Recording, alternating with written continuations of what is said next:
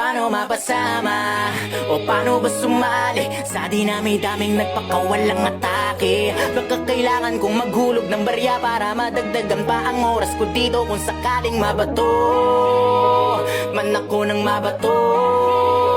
Pag sinabi ko na ititigil ko na to, set up yun para sa'yo. Parang Massacre 44, mama sa Panoba. Kamusta? Balita ko, kapos na yung bawat tira na pataging saan na napunta. Inaabangan ko pa naman parang ambagan sa inuman. Ako yung madalas sa pulutan sa kwentuhan, hindi ba nauubos yan? Pero kahit na ganoon, sinasanay ko aking sarili. Ganyan talaga pag mabait ka, lahat ay nawiwili. Kaya dapat pinipili, mag-isipan na mabuti. Walang masama na kumilatis kaysa sa huli ka magsisi. Naranasan ko na rin yan, yung tipong walang pagkakataon na mapakinggan at dumating sa puntong wala na ring malapitan. Sarili ko na lang ang nagsilbi ko na sandigan. Kaya walang may karapatan para sabihin sa'kin na itigil ko na yan. Sa sasabihin nyo wala akong pakialam, dahil nasimulan ko to nung panahong wala kayo, alam nyo yan. Di ko na kailangan pa na paliwanagan, wala na akong magagawa kung saraduhin nyo isipan. Di ko kailangan ipilit ang sarili ko para sa inyo. Marami na akin, ko na ako lang pumasan. Di ko pinili na lagi na magpadagan. Di ako nasanay sa maling katuwiran,